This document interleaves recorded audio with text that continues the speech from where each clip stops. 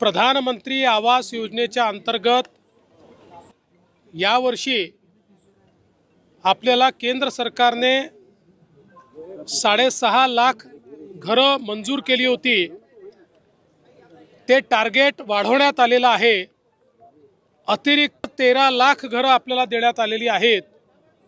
एकूण आपण विचार केला तर जवळपास यावर्षी केंद्र सरकारच्या वतीनं महाराष्ट्रातल्या गरिबांकरता, कच्च्या घरात राहणाऱ्यांकरता, बेघरांकरता एका वर्षात 20 लाख घरं देण्याची अनाउन्समेंट आत्ताच केंद्रीय ग्रामविकास मंत्री आदरणीय शिवराज सिंग चौहान साहेबांनी केलेली आहे।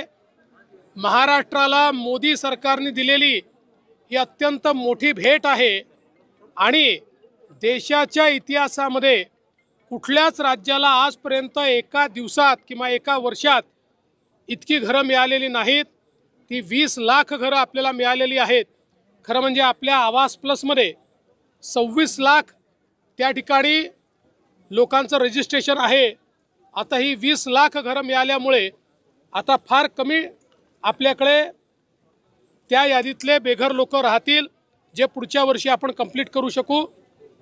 त्यासोबत एक अजून महत्त्वाची अनाउन्समेंट त्यांनी केली आहे की पूर्वी सर्वेक्षणामधले जे निकष होते ते निकष देखील आता त्या ठिकाणी डायल्यूट करण्यात आलेले आहेत।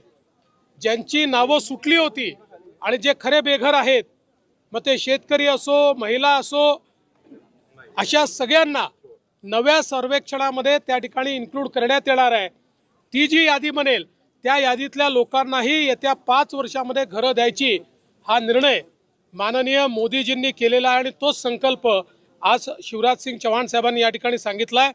मी महाराष्ट्राच्या वतीनं माननीय देशाचे प्रधानमंत्री मोदीजी आणि केंद्रीय ग्रामविकास मंत्री शिवराज सिंग चौहानजी या दोघांचेही मनापासून आभार मानतो की आज 20 लाख घरं त्यांनी महाराष्ट्राकरता दिली आहेत।